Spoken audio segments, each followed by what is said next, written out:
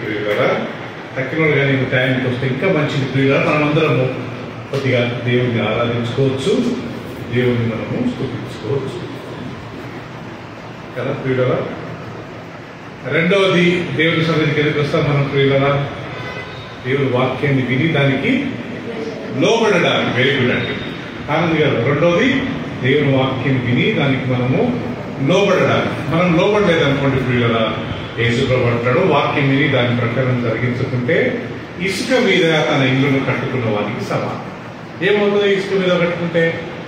కొద్దిగా గాలి వచ్చినా కదా సుప్రియ, కొద్దిగా వర్షం వచ్చినా ఆ యొక్క బిల్డింగ్ కూలిపోతుంది. అంటే వాక్యం విని లోబడకుంటే అది మనకు దీవెనకరంగా కాదంటారు. మూడవది, మనం దేవుని సన్నిధికి వచ్చేది ప్రభురాత్రి బలలో పాల్గొనడానికి కదా లేక.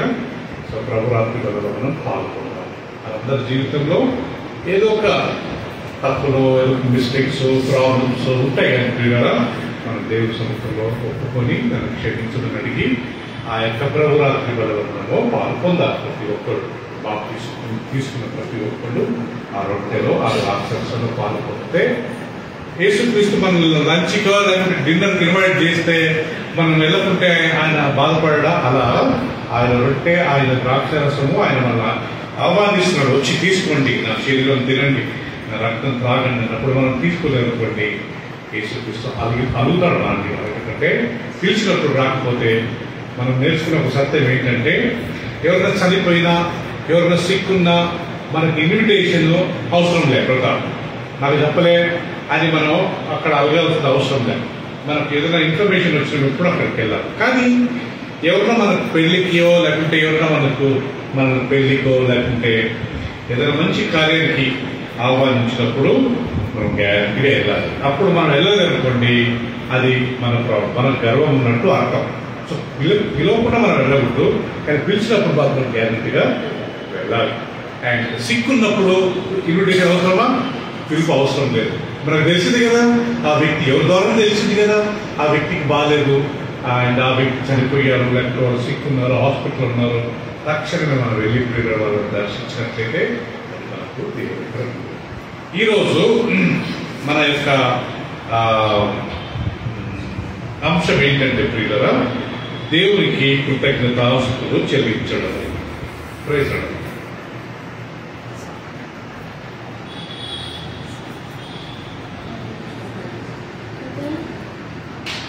రైట్. సో దేవునికి మనం ఏం చెల్లించాలంటే ప్రియులరా, కృతజ్ఞత. ఇంగ్లీష్ లో giving thanks to God. Almost ఒక 3-4 వీక్స్ నుంచి ఇది చాలా పెద్ద టాపిక్ ప్రియులరా, కానీ మనకు తెలియాలి. ఎందుకంటే పరలోకంలో మనకు ఉండేది ఒకే ఒక పని, ఎల్లప్పుడూ దేవునికి థ్యాంక్ చెప్పుకుంటూ ఆరాధిస్తూనే ఉంటారు. సో యుగ యుగంలో వరకు సుధారాణి గారు ఇంకా దేవుని థ్యాంక్ చెప్పడమే మన పని అక్కడ. అందుకని ఇక్కడ కొద్దిగా మనం కొద్దిగా ఐడియా, దాని యొక్క ప్లాన్, దాని యొక్క ఫౌండేషన్ లేకపోతే దాని యొక్క పునాది మనం తెలుసుకున్నాం అనుకోండి థ్యాంక్ చెప్పే విషయంలో. సో మనం దేవుడికి థ్యాంక్ చెప్తూ ఉంటాం.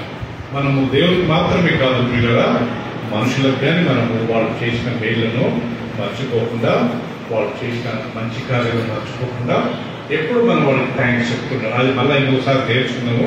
ఇప్పుడు మాత్రము దేవుడికి మనము థ్యాంక్స్ చెప్తూ ఉండాలనే విషయాన్ని మనం నేర్చుకున్నాం. ఈరోజు నా అంశం పోయినసారి 2-3 వారాల నుంచి ఏం నేర్చుకున్నాం ప్రియులరా, మనకు ఎల్లప్పుడు మనం దేవుడిని ఎప్పుడు స్తుతించాలంట? కదా ప్రియులరా, కదా పీటర్? దేవుడిని మనం స్తుతించే సమయం ఎప్పుడు అంటామా లత? ఎల్లప్పుడు. కీర్తన 119, 165, 64 ఏముంది? దేవా నీ న్యాయ విధులను బట్టి రోజుకు 7 మార్లు నేను నిన్ను స్తుతిస్తాను అంటాడు దావీదు. రోజుకు దేవుని ఎన్నిసార్లు స్తుతించేవాడంటమా? 7 మార్లు. 55వ కీర్తన 17వ వచనంలో సాయంత్రము, ఉదయము, మధ్యాహ్నము నేను ప్రార్థిస్తాను, దేవుడు నాకు జవాబిస్తాడు అంటాడు. దానిలో 6:10 అంటాడు, రాణిలు యథావిధిగా 3 మారు మేడం గదికి వెళ్ళి యెరూషలేము వైపు కిటికీలు తెరిచి దేవునికి ప్రార్థించి కృతజ్ఞతాస్తుతులు చెల్లించారు. సో దానియేలు 3 సార్లు ప్రార్థించేవాడంట, అండ్ దావీదు 3 సార్లు ప్రార్థించేవాడంట. ఆరాధన ఎన్నిసార్లు చేసేవారు? 7 సార్లు. కానీ ఇప్పుడు సుప్రియ మనం ఎన్నిసార్లు ఆరాధించాలా? ఎల్లప్పుడూ. ఎప్పుడు ఆరాధించడానికి? ఎల్లప్పుడూ ప్రియుల. మనకు ఒక టైంలో ఒక ప్లేస్లో కూర్చొని ఆరాధించే అవసరం లేదు. ఆనందం ఖాళీ ఉంటుంది, రోజు ఖాళీ ఉంటుంది, థ్యాంక్స్ చెప్తానే ఉంటారు ఎల్లప్పుడూ. నేను చాలాసార్లు చెప్పాను, మెట్లు ఎక్కేటప్పుడు, మెట్లు దిగేటప్పుడు కదా, డ్రైవింగ్ చేసేటప్పుడు, తినేటప్పుడు, స్నానం చేసుకునేటప్పుడు, వంట చేసుకునేటప్పుడు, క్లీనింగ్ చేసేటప్పుడు రోజు ఖాళీ ఉంటుంది కదా, థ్యాంక్స్ చెప్తున్నాను దేవుడిని గుర్తు చేసుకోవాలి. ఎల్లప్పుడూ ప్రతి విషయం ముందు నాకు ఇచ్చిన భార్యను బట్టి థ్యాంక్స్, నాకు ఇచ్చిన భర్తను బట్టి, నాకు ఇచ్చిన పిల్లలను బట్టి, నాకు ఇచ్చిన తల్లిదండ్రులను బట్టి ఎవరైనా మనం మర్చిపో. నాకు ఇచ్చిన ఆహారం, నాకు ఇచ్చిన ఆరోగ్యం, నాకు ఇచ్చిన ఇల్లు, నాకు ఇచ్చిన ఫైనాన్షియల్ ఆర్థిక సహాయాన్ని బట్టి మీకు థ్యాంక్స్ అని చెప్పి మనం దేవుడికి థ్యాంక్స్ చెప్తూ ఉండాలి. తండ్రి దేవునికి యేసు ప్రభు నామంలో మనం థ్యాంక్స్ చెప్పుకుంటాం. ప్రార్థించినప్పుడు దేవుని దగ్గర అడుగుకుంటామంట, మనం థ్యాంక్స్ చెప్పినప్పుడు దేవునికి ఇస్తామంట. చెప్పండి పిల్లరా, పుచ్చుకున్నట్టు కంటే ఇచ్చుట ధన్యత. మనం ప్రార్థించామనుకోండి, ప్రతాప్ అది ఇవ్వండి, ఇది ఇవ్వండి, ఎప్పుడు దేవుని దగ్గర అడుక్కున్న వాళ్ళంగా ఉంటాం. మనం అడుక్కునే వాళ్ళంగా ఉండకూడదు. కొద్దిగా ఎలా ఉండాలా? దేవునికే ఇచ్చేవారుగా ఉండాలి.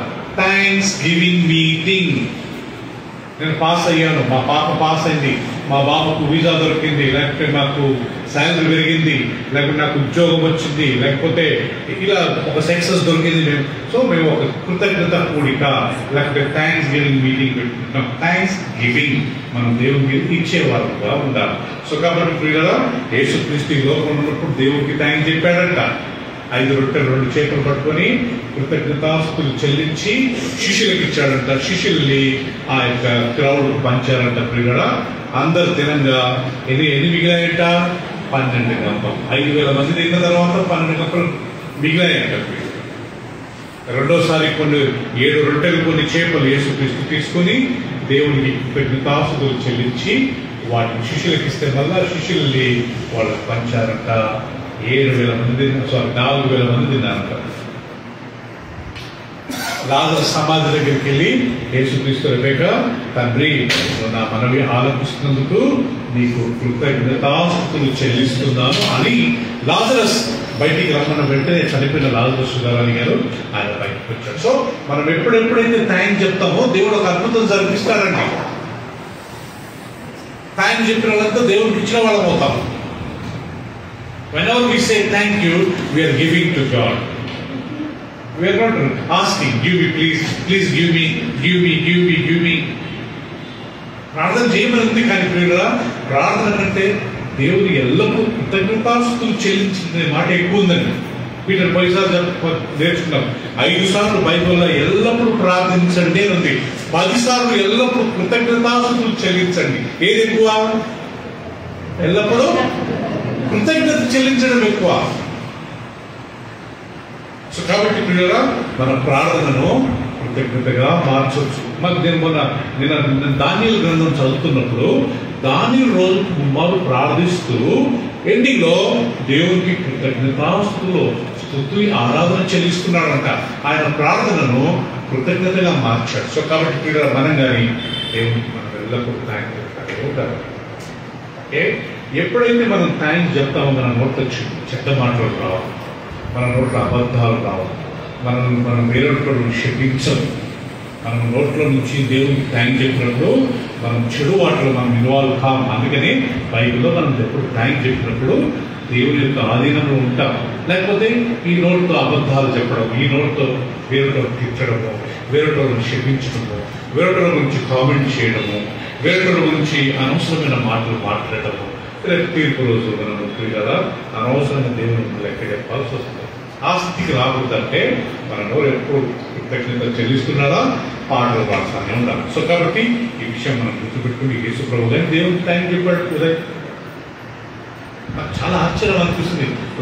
రోహిత్ వచ్చి వాళ్ళ డాడీకి డాడీ థ్యాంక్ యూ అని చెప్తే ఎంత మంచిగా అనిపిస్తుంది. ముఖేష్ వాళ్ళ డాడీకి చెప్పి థ్యాంక్ యూ, రిక్కి వాళ్ళ డాడీకి థ్యాంక్ చెప్పినప్పుడు అట్లా మనం దాని తండ్రికి యేసు క్రీస్తు తండ్రికి థ్యాంక్ చెప్పాడంట.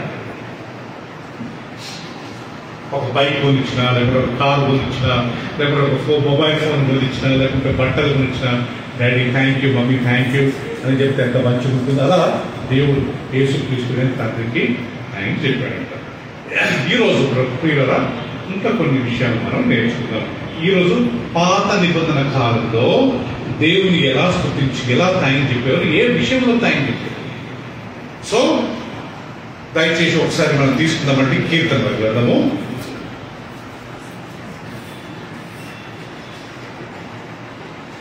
ఆయన ఎవరు, మన దేవుడు ఎవరు, ఆ విషయాన్ని బట్టి మనం దేవుడికి థ్యాంక్ చెప్పాలన్న.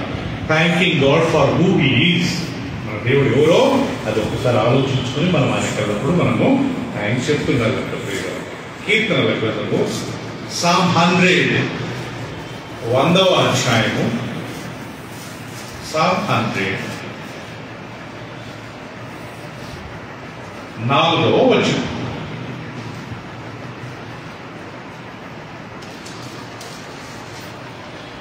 ఏం తొందర లేదు, అందరు చిన్నగా అందరు తీయండి ప్రియులారా, నేను చదువుతాను. సామ్ 100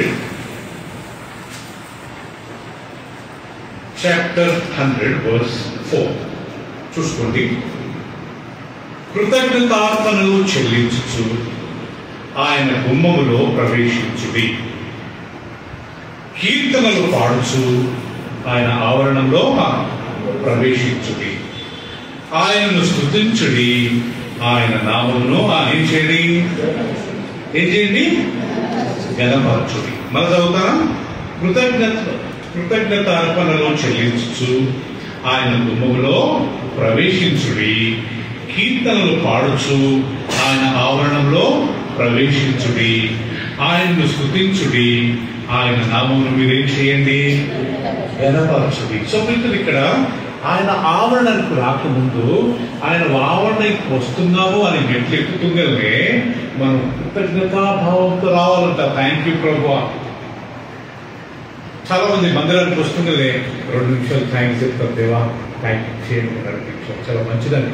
వస్తుండలే కొద్దిసేపు మనకు 2 నిమిషాలు దేవునికి థ్యాంక్ చెప్పి చేయమనిగా ఆయన రెండో అంతస్తు వరకు నన్ను నడిపించారు, ఈ సన్నిధికి వచ్చి ఒక భాగ్యం ఇచ్చారు, థ్యాంక్స్. సో అలా ఆయన ఆవరణంలోకి, ఆయన మందిరంలోకి కృతజ్ఞతాస్తుతులు చెల్లించుచూ రావాలంట ప్రియులారా. ఇది ఎవరు చూడరు, నేనేం వినను, ఎవరు థ్యాంక్స్ చెప్తున్నారు, నేను దేవుడు వింటాడు, దేవుడు చూస్తుంటాడు. కృతజ్ఞతార్పణతో లేకపోతే థ్యాంక్స్ చెప్పుకుంటూ మనం ఆయన సన్నిధికి రావాలి. ఇంగ్లీష్లో I will enter his gates with thanksgiving, I will enter his courts with praise.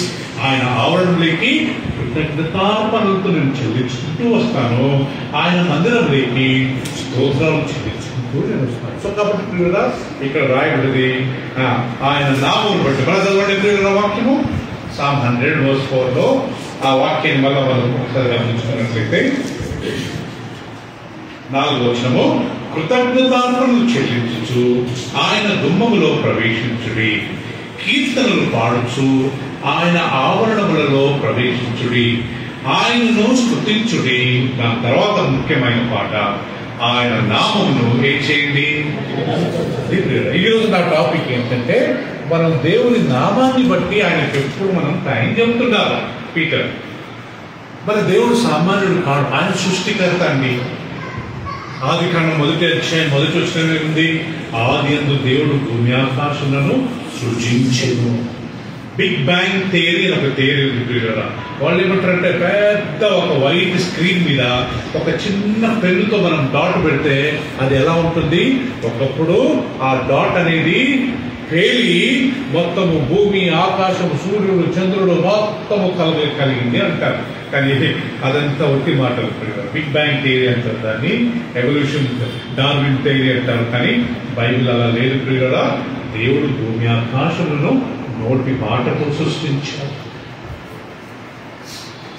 వెలుగు కమ్మనగా వెలుగాయను. దేవుడు వెలుగు మంచిదని చూసి వెలుగును చీకటి వేరువేరు చేశాడు. సో ఇవన్నీ దేవుడు సృష్టించిన సృష్టి. అందుకే ఆయన చాలా గొప్ప. ఆయన నామమును మీరు కీర్తించుడి, ఆయన నామాన్ని గణపరచుడి. మనం దేనికి థ్యాంక్స్ చెప్పాలా పీటర్? మన దేవుడు ఆయన నామం చాలా గొప్పది, ఆ నామను బట్టి మనం స్తుతించాలి, ఆ నామను బట్టి మనం థ్యాంక్స్ చెప్తారు. తండ్రి నువ్వు ఎంత గొప్ప దేవుడు, నాయన నిన్ను మించిన వారు లేరు ప్రభా. ఆరాధించేటప్పుడు అట్లే చెప్పాలా, నీలాంటి పరిశుద్ధులు లేరు ప్రభా, నీలాంటి గొప్పవారు లేరు ప్రభా, నీలాంటి జ్ఞానవంతుడు లేరు ప్రభా, నీలాంటి శక్తివంతుడు లేరు ప్రభా, సర్వజ్ఞానివి నీవు. అంటే దేవుడికి తెలవనిది ఏం లేదు ప్రియులారా, ఆయనకు సమస్తము తెలుసు, సర్వవ్యాపి ఆయనలో లేని స్థలం ఎక్కడైనా ఉందా? సర్వశక్తుడు, ఆయన చేయలేనిది ఏదైనా ఉందా?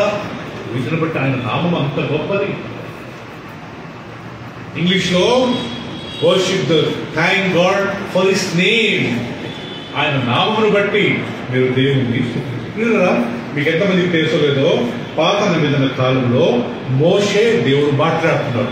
ఒక అద్భుతం ఏంటంటే బైబిల్లో డైరెక్ట్ గా మన సృష్టికర్త మన దేవుడైన యెహోవా మనుషులతో మాట్లాడేవాడు, ఇప్పటికీ మాట్లాడుతున్నాడు. డైరెక్ట్ గా వాయిస్ వినకపోవచ్చు మనం క్లియర్గా. ఇప్పుడు దేవుడు కొన్ని సందర్భాల ద్వారా, కొన్ని పరిస్థితుల ద్వారా మనకు జవాబు మనతో మాట్లాడుతున్నాడు. వాక్యం చదివినప్పుడల్లా మనతో మాట్లాడినట్టు కాదా? మనము టైం చెప్పినప్పుడు మనం ఆయనతో మాట్లాడినట్టు కాదా? సో కాబట్టి దేవుడు ఆ రోజుల్లో మోషేతో ముఖాముఖిగా మాట్లాడాడంట. అబ్రహామా అబ్రహామా, నీ దేశాన్ని విడిచి వెళ్ళిపో, నోవా నోవా నువ్వు ఒక ఓడగట్టు. ఎంత చక్కగా మాట ప్రియులరా, దేవుడు మొత్తం మాట జస్ట్ ఇమాజిన్. ముఖం చూడలేదు కానీ దేవుడు స్వరాన్ని విన్నారంట ప్రియులరా. కయ్యేను నీ తమ్ముడనే ఏవేది ఎక్కడా, ఆయన రక్తం భూమిలో నుంచి నన్ను నాకు మొరపెడుతుంది. సృష్టికర్త మనుషులతో మాట్లాడటము ఎంత ఆశ్చర్యం కదా. దండక్షిగా సృష్టికర్త యెహోవా దేవుడు, ఈ లోకానికి సృష్టికర్త, ఆయనే సమస్తము తీరా. ఆయన మనతో మాట్లాడటం ఎంత ఆశ్చర్యం. సో పాత నిబంధన అంతా దేవుడు తన ప్రజలతో మాట్లాడు. సో దేవుడు మోషేతో మాట్లాడుతూ, మోషే మోషే నా ప్రజలు ఇశ్రాయేలు జనాంగము ఐగుప్తు దేశంలో వాళ్ళు బానిసలుగా ఉన్నారు, నువ్వు వెళ్ళి వాళ్ళని విడిపించుకొని రావాలి. మోషే భయపడతాడు, ప్రభా నేను నమ్మివాడిని, నేను మాట్లాడలేను. సరే నీకు నేను అహరోను పంపుతా, నీ మాటలన్నీ అహరోను నిన్ను బట్టి, లేకపోతే నీ మాటలన్నీ అహరోను నోటి ద్వారా నేను రప్పిస్తాను, నువ్వు వెళ్ళు. రెండోది, ప్రభా ఒకవేళ వాళ్ళు నిన్ను ఎవరు పంపారంటే నేను ఏం చెప్పాలా ప్రభా? అప్పుడు దేవుడు ఒక మాట, నీ పేరేం పేరు ప్రభా అని వాళ్ళు అడిగితే ఏం చెప్పాలా ప్రభా? అప్పుడు ప్రియులను దేవుడు ఒక మాట చెప్పాడు, నిర్గమకాండం తీసుకో. అందరు తీసుకుందామా? నిర్గమకాండం. ఇప్పుడు ఆయన నామాన్ని బట్టి మనం దేవుడికి థ్యాంక్స్ చెప్పాలంటే ప్రభు ఏంటి ఆయన నామము? నిర్గమకాండము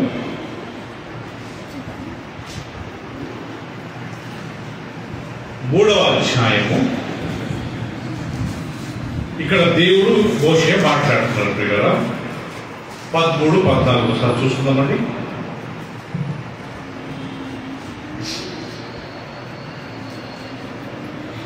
నిర్గమకాండము 3వ అధ్యాయము, మేబీ 14 వచ్చాము.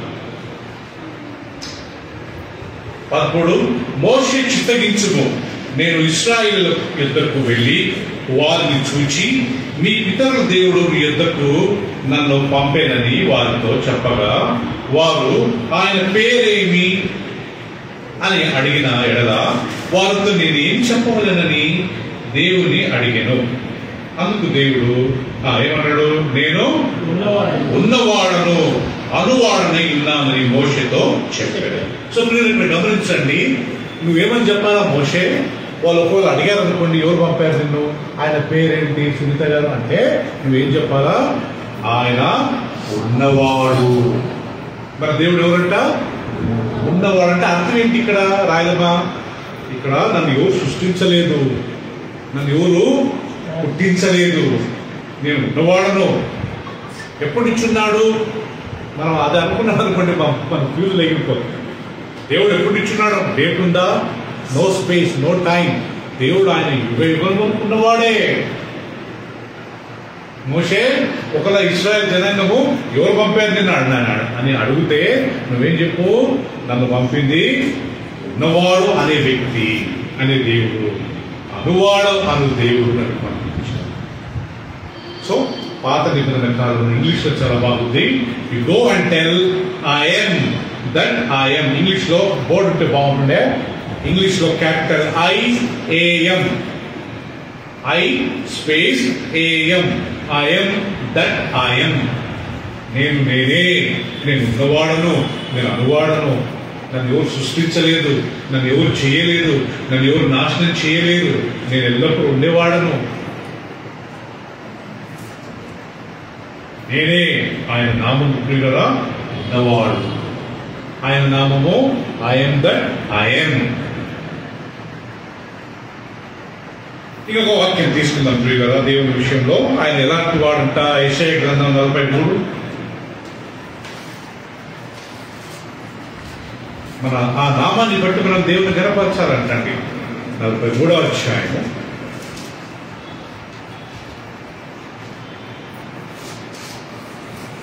11వ వచనం గమనించుకుందాం ప్రియులు. అందరూ చూసినట్లయితే నేను చదువుతాను. 43వ అధ్యాయం 11వ వచనం. ఇక్కడ ఏముంది? నేను నేనే. అందరు తీశారు కదా ప్రియులారా? యెషయా గ్రంథం 43:10. నేను నేనే యెహోవాను, నేను తప్ప వేరొక రక్షకుడు లేడు. ఇక్కడ అంటాడు ప్రియులరా ఇశ్రాయేల్ జనాంగంతో, ప్రియులరా నేను నేనే, నేను నేనే దేవుడు, వేరొక దేవుడు లేడు. సృష్టికర్త నేనే, పోషించే. ఇంగ్లీష్ లో ఎవరు అంటుండే, నేను చిన్నగా ఉన్నప్పుడు విన్నా, గాడ్, GOD. గాడ్ అంటే దాని ఫుల్ ఫామ్. ఓకే, అప్పుడు బ్రదర్ ఒక ఎక్స్ప్లెయిన్ చేస్తూ, G అంటే జనరేటర్, అంటే ఉత్పత్తి చేయగలిగిన వాడు, సృష్టించగలిగిన వాడు. G stands for generator. O stands for operator. O అంటే ఆపరేటర్, సృష్టించిన దాన్ని ఆపరేట్ చేయాలి కదా. ఇప్పుడు ఏరోప్లేన్ ఉంది, ఒక షిప్ ఉంది, ఒక కార్ ఉంది. దాన్ని సృష్టించిన తర్వాత దాన్ని ఆపరేట్ చేయొద్దా? ఆయిల్ ఉందా లేదా, వాటర్ ఉందా లేదా, అది క్లీన్ ఉందా లేదా, ఏమైనా ఇంజిన్ పాడైందా? ఈ లోకాన్ని సృష్టించాడు దేవుడు, ఆపరేట్ చేస్తున్నాడు కదా. వర్షాకాలం, ఎండాకాలం, చలికాలం, వసంతకాలం, మ్యాంగోస్ కదా, జామకాయలు, నేరేడు పళ్ళు, ఏ సీజన్ లో ఆ సీజన్ ఫ్రూట్స్ పంపట్లే. దేవుడు మెయింటైన్ చేస్తున్నాడు, ఆపరేట్ చేస్తున్నాడు. నాట్ ఓన్లీ ఈజ్ జనరేటింగ్, ఆయన సృష్టించడం మాత్రమే కాదు, ఈజ్ ఆపరేటింగ్. ఆయన సృష్టించిన దాన్ని ఆపరేట్ చేస్తున్నాడు, మెయింటైన్ చేస్తున్నాడు. B స్టాండ్స్ ఫర్ డెస్ట్రాయర్, నాశనం చేయగలిగిన వ్యక్తి. మీకు ఎంతమందికి తెలుసో లేదో ప్రియులారా, పేతురు రాసిన 2వ గ్రంథంలో రాయబడింది, భూమి ఆకాశము లయమైపోతుంది, మిక్కటమైన వేండ్రముతో లయమైపోతుంది. భూమియు దానిలో ఉండే కృత్యములు కాలిపోను. ప్రకటన గ్రంథంలో యోహాన్ అంటాడు, నేను ఆ తెల్లని సింహాసనం, ధవళమైన సింహాసనం పైన ఒకరిని కూర్చొని ఉండటం చూస్తుంది. యేసు ప్రభు కూర్చున్నాడు. ఆయన ఎదుట నుండి భూమి ఆకాశంలో పారిపోయిను. నోవా కాలంలో పీటర్ దేవుడు నీళ్ల ద్వారా లోకాన్ని నాశనం చేసిన ప్రజలందరినీ, ఇక్కడ ప్రకటన పేతురు గ్రంథం తీసుకుందాం ఒకసారి. 3వ అధ్యాయము 1 పీటర్, పేతురు రాసిన మొదటి పత్రిక, 2వ పత్రిక, 2 పీటర్ చాప్టర్ 3, 8వ వచనం అందరూ గమనించండి. అంటే దేవుడు డెస్ట్రాయర్, ఆయన నాశనం చేయగలిగిన వ్యక్తి. ఎలా చేస్తాడంట? అండర్లైన్ చేసుకుంటే ఒకవేళ మీ దగ్గర పెన్నులు ఉంటాయి. 3వ అధ్యాయము 8వ వచనం అందరూ మీ బైబిల్ చూస్తారు. ప్రియులారా, పేతురు రాస్తున్నాడండి, ఒక సంగతి మర్చిపోకూడదు. అది ఏంటి? ఏమనగా ప్రభు దృష్టికి ఒక దినము 1000 సంవత్సరములను 1000 సంవత్సరములను ఒక దినం వలె ఉన్నవి. ఇక్కడ మొదట గమనించండి ప్రియులా, ఇక్కడ అంటాడు రెబెకా, దేవుని దృష్టికి ఒక దినము ఎన్ని రోజుల వరకు ఉందంట ప్రియులా? 1000 సంవత్సరముల వలె 1000 సంవత్సరములు ఒక దినం వలె.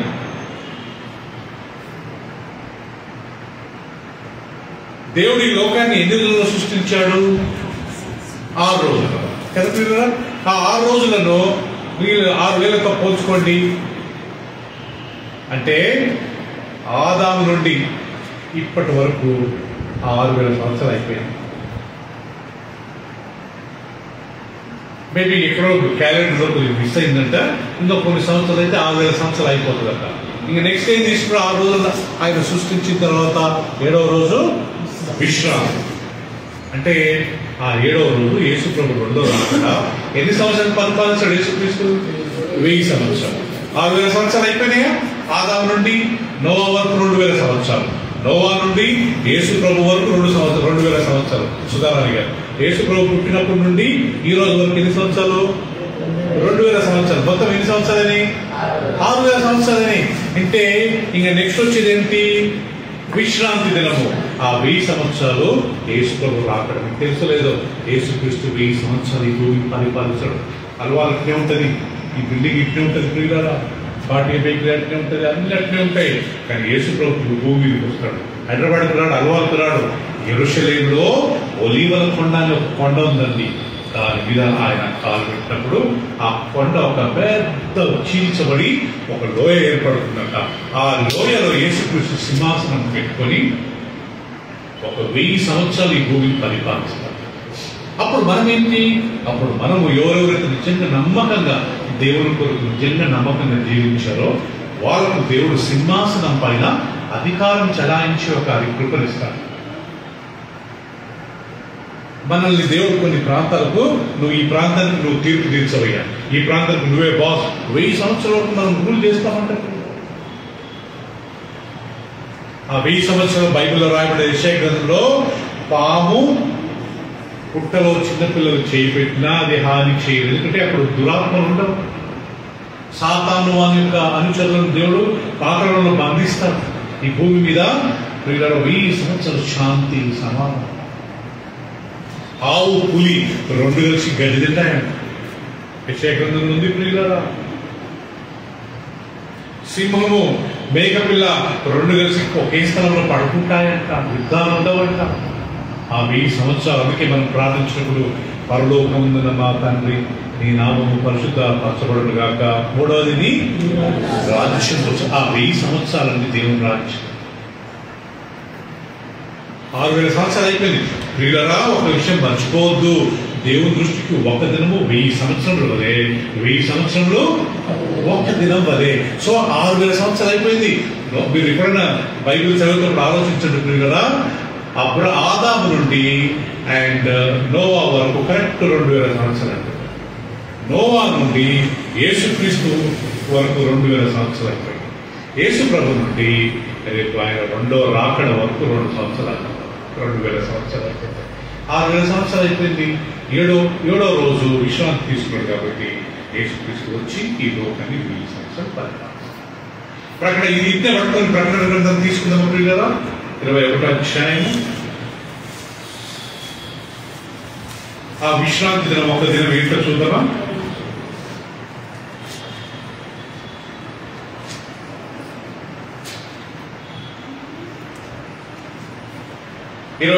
క్షమించండి, అందరు గమనించండి. 20వ అధ్యాయం 4వ వచనం. అంతటా సింహాసనములను చూచితిని, వాటి మీద ఆసీనులై ఉండు వారికి విమర్శ చేయుటకు అధికారము ఇవ్వబడెను. మరి క్రూర మృగమైనను దాని ప్రతిమకైనను నమస్కారం చేయక తమ నొసళ్ళ యందు గాని చేతుల యందు గాని దాన్ని ముద్రించుకొనని వారిని యేసు విషయమై తామిచ్చిన సాక్ష్యం నిమిత్తము దేవుని వాక్యం నిమిత్తము శిరఛేదనం చేయబడిన వారిని వారి ఆత్మలను చూచితిరి. వారు బ్రతికిన వారై ఎన్ని సంవత్సరాలు చెప్పండి? 1000 సంవత్సరాలు. ఎవరితో? క్రీస్తుతో కూడా రాజ్యము. చూసారా? 1000 సంవత్సరాలు యేసుక్రీస్తు లోకంలో రాజ్యం పరిపాలిస్తారంట. ఆ రాజ్యంలో ఎవరైతే సాతాను యొక్క నంబర్ వేయించుకోకుండా, వినండి ప్రియులారా, ఒక రోజు వస్తుందంట మన గవర్నమెంట్ ఫోన్ చేస్తుందంట, మీ చేతుల మీద మీ నొసళ్ళ మీద ఒక నంబర్ వేసుకోవాలి. మనలో కొంతమంది డబ్బు ఆశ గురించి ఫ్రీగా ల్యాండ్ ఇస్తున్నారు, లేకపోతే ఫ్రీగా రేషన్ ఇస్తున్నారు, ఫ్రీగా దొరుకుతున్నాయి గవర్నమెంట్ అని చెప్పి కొన్ని ముద్రలు మన తల మీద మన చేతుల మీద వేసుకుంటారంట చాలా మంది విశ్వాసులు. ఒక్కసారి ప్రియులరా మన నొసళ్ళ మీద మన చేతుల మీద ఏమైనా మార్క్ వేసుకున్నాం అనుకోండి ప్రియులరా, బైబిల్ రాయబడింది, ఎవరెవరైతే ఆ యొక్క క్రూర మృగం యొక్క సంఖ్యను వాళ్ళ నొసళ్ళ మీద వాళ్ళ చేతుల మీద వేసుకోకుండా శిరచ్ఛేదనం చేయబడతారంట. రేపు గవర్నమెంట్ వచ్చి ఈ నంబర్ వేసుకో అంటే మనం పారిపోవాలంట, మేము చేసుకో, మనం జైలు వేసి లాస్ట్ చంపేస్తారు. అలాంటి వారు లేచి యేసుక్రీస్తు 1000 సంవత్సరాలు పరిపాలిస్తారు. నో ప్రాబ్లం అండి, ఏంటి అని వేయించుకున్నాం అనుకోండి మన తల మీద మన చేతుల మీద అయిపోయింది. అందుకే సాతాను యొక్క ఏ గుర్తులు మన బాడీ మీద ఉండకూడదు. నార్మల్గా మన బాడీ మీద ఎలాంటి టాటూస్ వేసుకోకూడదండి. ఈ నొసట దేవుని కొరకు దేవుడు పెట్టాడు. ఒక వాక్యంలో రాయబడింది, నా వాక్యం మీ నొసళ్ళ మీద ఉండాలి. సాతాను గాడు వారి యొక్క సంఖ్య మన నొసళ్ళ మీద వేస్తాడంటారు, 666 666. వద్దండి నాకు నొసల మీద అందరూ చూస్తారు, నేను కొద్దిగా సీక్రెట్ వేసుకుంటామంటే ఇక్కడ ఎవరు చూడరు కదా, ఇక్కడ కట్టుకుంటే కొంతమంది ఎవరు చూపకుండా, కానీ నో ప్రాబ్లం అండి నేను వేసుకుంటానని చెప్పి కొంతమంది నొసల మీద వేసుకుంటారంట. వాళ్ళకు రేపు తీర్పు రోజు నరకమే. అలెగ్జాండర్ ద గ్రేట్ ఆయన కాలంలో ప్రతాప్ ఒక గ్రామానికి వెళ్ళారంట. ఆయన నెపోలియన్ ఆయన ఒక గ్రామానికి వెళ్ళినప్పుడు ఆ గ్రామంలో యుద్ధం చేసి అందరినీ గెలిచి లాస్ట్ ఒక్కడు మాత్రం బతుకున్నాడంట సుప్రీం. ఎంత ధైర్యంగా నిలబడ్డాడంట. ఆ నెపోలియన్ అతను చూసి ఇంత ధైర్యంగా నిలబడ్డా వాళ్ళు తీసుకురండి అని చెప్పి పిలుచుకుని వచ్చారంట. లాస్ట్కు వాళ్ళని ధైర్యంగా తెచ్చుకొని రైట్ ఇక మీద మావాడు అని చెప్పి ఎన్ ఫర్ నెపోలియన్, ఎన్ అనే అక్షరాన్ని వేడి నీరు ప్రియుల నిప్పులో పెట్టి ఒక చిన్న ఎన్ అనేది వాళ్ళ చేయి మీద ముద్ర కొట్టారంట. ఇక మీదట ఎన్ అనేది వాళ్ళ చేయి మీద అంటే అర్థం ఏంటి, ఇక మీదట నువ్వు నెపోలియన్కి చెందిన వ్యక్తివి. అతను ఏం చేశాడంట, వేసిన 10 నిమిషాలకే కత్తి తీసుకొని మొత్తం చేయి పోసుకున్నాడు. చచ్చిగా నా చేయమైనా పర్లేదు కానీ నా శత్రు సంఖ్య, నా శత్రు పేరు నా చేతి మీద మాత్రము ఉండదు. ఆ స్టేట్లో ఉండాలంట ప్రియుల మనం అందరం. కాంప్రమైజ్ అయిపోయి ఏదో ల్యాండ్ ఇచ్చారు, అది ఇచ్చారు, అది చేయమన్నారు గవర్నమెంట్. ఓకే, కొన్ని విషయాలు మనం లోపడాలి, కానీ కొన్ని విషయాలు ప్రియుల సారీ అండి నేను అలా చేయను. ధైర్యమే 1000 సంవత్సరాలు యేసుక్రీస్తు పరిపాలిస్తాడు. ఆ 1000 సంవత్సరాలు మనం ఉండాలంటే మనం అలాంటి ఏం సంఖ్యలు ధైర్యంగా నిలబడాలి దేవుడితో. లేదంటే మేము క్రిస్టియన్స్ అండి, మేము తీరమండి, మేము మాకు వద్దండి, ధైర్యంగా చెప్పాలంటే. ఎవరు చూడట్లేదని తీసుకుని నేను కొన్ని మాట అంటున్నాం, బైబిల్లో రాయకూడదు, కొన్ని విషయాలు మనం చేయకూడదు. అందరితో మనం సావాసం హాయిబాయి ఉంటే వాళ్ళ పిల్లలకి వెళ్ళొచ్చు నో డౌట్, కానీ మనం కొన్ని విషయాలు వాళ్ళు ఇచ్చిన తినకూడదంట, వాళ్ళు ఇచ్చిన కొన్ని మనం పెట్టుకోకూడదంట. అంటే నువ్వు సాతానికి లోబడ్డట్టు సమర్థించినట్టు. నో ప్రాబ్లం అండి సార్. ఇక్కడ రాయబడుతుంది కదా, ఎవరెవరైతే ఆ సంఖ్య వాళ్ళ నొసల మీద వేసుకోకుండా వాళ్ళ చేతుల మీద వేసుకోకుండా ఉంటారో వాళ్ళు శిరచ్ఛేదనం చేయబడతారు, వాళ్ళని చంపేస్తాడంట. వీడు యాంటీ క్రీస్తు విరోధి. అలాంటి వాడు బ్రతికిన వారి 1000 సంవత్సరాలు క్రీస్తుతో కూడా పరిపాలిస్తారంట. హల్లెలూయా. దానికి దేవుడి విషయంలో మనం వైరాగ్యంగా ధైర్యం ఉండాలి.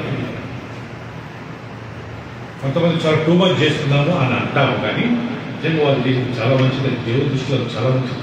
నువ్వు ఏమైనా చేయబాబు, నేను నేను అక్కడ రాను, నేను చెయ్యను, ఈ ఆచారాలు నేను చెయ్యను, అంతే, నువ్వేమైనా చేసుకో. ఎంతమంది అలా ఉంటారో వాళ్ళకు మాత్రం రేపు పరలోకం అండి. ఈ 1000 సంవత్సరాలు మనం ఆయనతో పాటు ఉండాలంటే కాంప్రమైజ్ చేసుకుని మనకి ఇష్టం వచ్చి నో ప్రాబ్లం అండి. బ్రదర్ చెప్తూనే ఉంటారు, మేము చేసేది చేస్తారు అన్న వాళ్ళు రేపు పరలోక రాజ్యానికి వెళ్ళరు. ఈ 1000 సంవత్సరాలు యేసుక్రీస్తుతో వీళ్ళేం పరిపాలిస్తారు? పేతురు గ్రంథం తీసుకున్నాం ప్రియులారా. Come back to Peter, 2 Peter. 1000 సంవత్సరాలు ఆయన దృష్టికి ఒక రోజు వలె, ఒకరోజు 1000 సంవత్సరాలు ఉన్నాయని మనం చదువుతున్నాం కదా. దాని కింద చూస్తున్నాం దేవుడి లోకాన్ని ఎలా నాశనం చేస్తాడంట. రైట్, 10. అయితే ప్రభు దినము దొంగ వచ్చినట్లు వచ్చును. ఆ దినం నా ఆకాశమును మహాధ్వనితో గతించిపోవును, పంచభూతములు మిక్కటమైన వేంద్రముతో లయమైపోవును, భూమియు దాని మీద ఉన్న కృత్యములు ఏమవుతాయట? కాలిపోవును. విన్నారా ప్రియులారా? ఇప్పుడు మనం చూసి భూమి ఆకాశము ఏమవుతుందంట? కాలిపోద్దంట. ప్రకటన గ్రంథం 22వ అధ్యాయంలో, నేను 21వ అధ్యాయంలో చూడండి ప్రియులు, ప్రకటన. ఇప్పుడు భూమి కాలిపోయింది. ఇక్కడ ప్రకటన 21వ అధ్యాయంలో ఏముంది? అంతటా నేను కొత్త ఆకాశమును కొత్త భూమిని చూచింది. మొదటి ఆకాశము మొదటి భూమి గతించిపోయిను, సముద్రమును ఇకను లేదు. అర్థమైంది కదా? ఇప్పుడు ఉండే ఈ భూమి ఆకాశం కాలిపోద్దంట. ఆకాశం దేవుడు ఏం చేశాడంట? కొత్త ఆకాశము కొత్త భూమిని సృష్టిస్తాడు. GOD అనే మాటకు నేను ఈ వాక్యాలు చెప్తున్నాను. G అంటే జనరేటర్, అంటే ఉత్పత్తి చేయగలిగిన వ్యక్తి, సృష్టించగలిగిన వ్యక్తి. O అంటే ఆపరేటర్, ఈ సృష్టించి దాన్ని మెయింటైన్ చేయాలి కదా. కార్ కొన్నాం, బైక్ కొన్నాం, దాన్ని క్లీన్ చేయాలి కదా, అప్పుడప్పుడు దాన్ని సర్వీసింగ్ చేయాలి కదా. దాని బ్రేక్స్ షూస్ అరిగిపోతాయి, టైర్స్ అప్పుడప్పుడు పంచర్ అవుతుంది, మనం అట్టి పెట్టుకుంటామా, దాన్ని మెయింటైన్ చేయాలి కదా. అలా దేవుడు ఆపరేట్ చేసుకున్నట్ట ఈ ప్రపంచాన్ని. 3వది D అంటే డెస్ట్రాయర్, అంటే ఆయన నాశనం చేయగలిగిన వ్యక్తి. దేవుడి ఈ లోకాన్ని ఒక్క సెకండ్లో నాశనం చేస్తాడు. సో నువ్వు ఎవరయ్యా అని అడిగితే ఏం చెప్పాలను? నేనే అని చెప్పు. ఐఎమ్ దట్ ఐఎమ్, నేను ఉన్నవాడనే మాట చెప్పుకోవాలి. యెషయా గ్రంథంలో చదివాము, నేనే, నా తప్ప వేరొక దేవుడు లేదు. ఎవరెవరైతే నిజంగా యేసు ప్రభువును, తండ్రి అయిన దేవుణ్ణి, పరిశుద్ధాత్మ దేవుణ్ణి విశ్వసించి వారిని వెంబడించి వారు చెప్పిన మాటలు వింటారో వాళ్ళు చాలా ధన్యులండి. ఆయన్నే మా దేవుడు, అంతే ఆయన్నే మా దేవుడు. ఆయన చెప్పినట్టే వింటాం మేము. వాళ్ళు ఎవరో పెద్దలు చెప్పారు, ఆచారాలు చేసుకుంటూ వచ్చారు, ఇది చేశారు, అవి వాటిని మనం నమ్ముకుంటూ పెద్దలు కానీ చెప్పారు, ఎవరు అంటుండే పెద్దలు చెప్పిన మాట సత్యం లాంటి మూట ఏదో అంటారు కదా ప్రియులరా. No doubt. కానీ వాక్యంతో మనం పోల్చగలుగుతామా ప్రియులరా? ఆ రోజు ఏ మార్గం లేదు కాబట్టి వాళ్ళు ఇప్పుడు మనకు దేవుని జ్ఞానం వచ్చింది. ఒకప్పుడు భూమి సమంగా ఉందని అనుకుంటేవారు, భూమి ఫ్లాట్ ఉంది అనుకుంటేవారు. వీళ్ళకి ఏం తెలియదు. తర్వాత కొంతమంది సైంటిస్టులు వచ్చి, అమ్మ బాబాయ్ భూమి సమంగా లేదు, భూమి ఎలా ఉంది? గుండ్రంగా ఉంది అన్నారు. కొంతమంది లేదండి మా అవ్వతాతలు నేర్పించారు, ఏమని? భూమి సమం ఉంది. నువ్వు వీళ్ళని ఏం చేస్తాం, మనం ఏం చేయగలుగుతాము? అప్డేట్ కావట్లేదు. ఇప్పుడు మనం ఒకప్పుడు చేసినాం, కానీ ఇప్పుడు మనం వీళ్ళని తెలుసుకున్నాం కాబట్టి మనం వాటిని నమ్మి వాటిని విశ్వసించి ముందుకెళ్ళాం. సో దేవుడు ప్రియులరా ఉన్నవాడు, ఆయన నామం చాలా గొప్పది. ద్వితీయోపదేశ కాండం తీసుకున్నాం. Book of Deuteronomy 32-39. 32-39 ప్రియులరా చూడండి ఏముందో.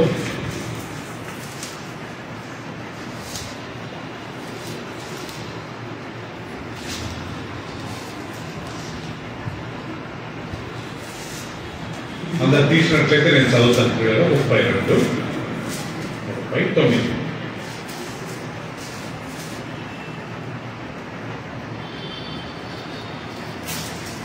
ఏమందంటే ప్రియులరా గమనించండి. 39లో, ఇదిగో నేనే దేవుడు, నేను తప్ప వేరొక దేవుడు చెప్పండి ఉన్నాడా? లేడు. మృతి నొందించువాడను బ్రతికించువాడను నేనే, గాయపరచువాడను తర్వాత స్వస్థపరచువాడను నేనే, నా చేతుల నుండి విడిపించువాడు ఎవడను లేడు. సో ప్రియులరా ఇంత చక్కటి మాట కదా. ఇదిగో నేనే దేవుడను, నా తప్ప వేరొక దేవుడు లేడు. మృతి నొందించవాడనంటే అర్థం ఏంటి? చంపేవాడని నేనే, తర్వాత బ్రతికించేవాడని నేనే, గాయపరచువాడని నేనే, ఆ గాయాన్ని స్వస్థపరచువాడని నేనే. మోషే వారికి వెళ్ళి చెప్పు, నేనే దేవుడను. ఇంగ్లీష్ లో చాలా బాగుంటుంది. I'm that I'm. Go and tell I'm that I'm. నేనే. యేసుక్రీస్తు ఈ లోకంలో ఉన్నప్పుడు పిల్లరా నేనే అనే మాట వాడుతున్నాడు. ఎన్నిసార్లు వాడాడంట? 7 సార్లు వాడాడంట పిల్లలు ఆయన యేసుక్రీస్తు. ఎక్కడెక్కడ వాడాడు అందరం ఒకసారి తీసుకుందాం. యోహాను సువార్త 6:35. ఇప్పుడు న్యూ టెస్ట్మెంట్ చూద్దాం ప్రియులు అందరము. అంటే తండ్రి అయిన దేవునికి ఉండే బిరుదు యేసు ప్రభుగా ఉందంటండి. యోహాను సువార్త 6వ అధ్యాయము 35వ వచనం అందరం తీసుకుందాం. 6:35. 6:35.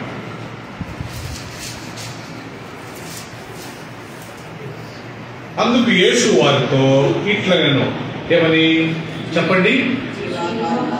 అందరూ చెప్పండి పిల్లరా. నేనే. ఇప్పుడు నిర్గమకాండంలో ఏమన్నాడు? నేనే. ద్వితీయోపదేశ కాండంలో నేను తప్ప వేరొక దేవుడు లేడు. ఇక్కడ యేసు ప్రభు అదేమంటాడు? నేనే జీవ ఆహారంలో. రెండోది యేసుక్రీస్తు నేనే అన్నమాట 8వ అధ్యాయం. అదే యోహాను. ఇప్పుడు నేను చెప్పేది యోహాను ఉన్నాయి. 8వ అధ్యాయం 12వ వచనం. యేసుక్రీస్తు చెప్పిన మాట నేనే. 8వ అధ్యాయము 12వ వచనంలో యేసు ప్రభు చెప్పిన మాట. మరలా యేసు నేను లోకమునకు ఏమైనాను? వెలుగు. తర్వాత నన్ను వెంబడించువాడు చీకటిలో నడవక జీవం వెలుగు కలిగి ఉండునని వారితో చెప్పాడు. సో రెండవది యేసుక్రీస్తు నేను లేకపోతే నేనే అనే మాట, నేనే ఈ లోకానికి వెలుగునై ఉన్నాను. మొదటిది నేనే జీవ ఆహారము, రెండవది నేనే వెలుగు. మూడవ చూడండి ప్రియులారా, 10వ అధ్యాయము 9వ వచనం. 10:9.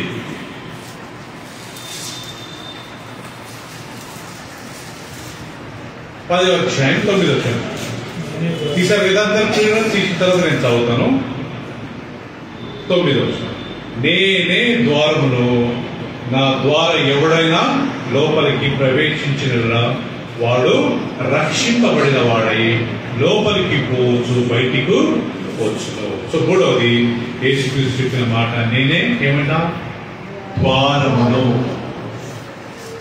ఫస్ట్ నేనే జీవ ఆహారమును, రెండోది నేనే ఈ లోకానికి వెలుగును, మూడవది నేనే ద్వారం. నాలుగోది యేసుక్రీస్తు చెప్పిన మాట ప్రియులారా, యోహాను సువార్త 10:11. నేను గొర్రెలకు మంచి కాపరిని, మంచి కాపరి గొర్రెల కొరకు తన ప్రాణమును పెట్టును. నాలుగోది సుధారాణి గారు, యేసుక్రీస్తు మంచి గొర్రెల కాపరి. జీవాహారము, వెలుగు, ద్వారము. నాలుగోది కాపరి. I'm a good shepherd. English లో ఐఎమ్ ఎ గుడ్ షెపర్డ్. ఇదే మాట ఎక్కడుంది పాత నిబంధనలో? కీర్తనలు 23వ అధ్యాయం ఏముంది? యెహోవా నా కాపరి. ఇప్పుడు ఇక్కడ ఎవరు న్యూ టెస్టమెంట్ లో కాపరి? యేసయ్య నా కాపరి, అంతే కదా. నేనే మంచి గొర్రెల కాపరి. ఐదోది యేసుక్రీస్తు ఎక్కడ చెప్పాడు నేనే అనే మాట? 11వ అధ్యాయం 25వ వచనం. 11:25. అందుకు యేసు ఏమన్నాడంట? పునరుద్ధానమును జీవమును నేనే. నా యందు విశ్వాసం ఉంచువాడు చనిపోయినను బ్రతుకును, బ్రతికిని నా యందు విశ్వసించువాడు ఎందు ప్రతివాడును ఎన్నటికీ చనిపోడు. నాకు 5వది యేసుక్రీస్తు ఎవరంట? పునరుత్థానము, జీవం. అందరం హల్లెలూయా చెప్దామా? హల్లెలూయా చెప్పండి ప్రతాప్. 5వది యేసుక్రీస్తు ఎవరంట? పునరుత్థానము ప్లస్ జీవం. బైబిల్లో యేసుక్రీస్తు మృతుల నుంచి లేచినప్పుడు బైబిల్లో రాయబడింది రెజరెక్షన్, ఆయన పునరుత్థానుడయ్యాడు. ఏ రోజు ఆయన పునరుత్థానుడయ్యాడు? ఆదివారం. ఏ రోజంట? ఆదివారం తెల్లవారుచుండగా ఇదిగో పరలోకం నుండి ఒక దేవదూత వచ్చి ఆ బండను తొలగించి ఆ బండ మీద కూర్చొని ఉంటాడు. యేసు ప్రభు చనిపోయి 3వ దినం లేచిన రోజులు ఏమంటారు? Resurrection day. ఏం డే? తెలుగులో పునరుత్థాన దినము. ఈస్టర్ కాదు. ఏం రోజు? పునరుత్థానం. ఈస్టర్ అనే మాటకు అర్థం ఏంటి తెలుసండి? నక్షత్రము. ఎస్తేర్ అనే మాటకు నక్షత్రము.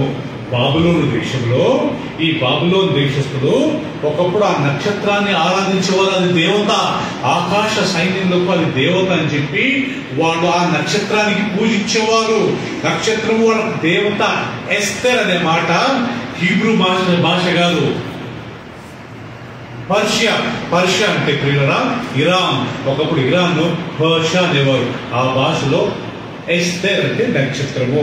సో వీళ్ళు నక్షత్రాన్ని దేవతగా పూజించేవారు. ఆ పేరు నుండి ఈస్టర్ అనే మాట వచ్చింది. ఎవరైనా హ్యాపీ ఈస్టర్ అన్నాం అనుకోండి, అది ఎవరికి మహిమ? సాతానుకు మహిమ. అదే హ్యాపీ రెజరెక్షన్ డే అంటే ఎవరికి మహిమ? దేవునికి మహిమ. ప్రియులారా, నాకు జ్ఞానం వచ్చినప్పటి నుంచి నేను ఎప్పుడే కానీ ఈస్టర్ అనే మాట వాడనండి. ఒకవేళ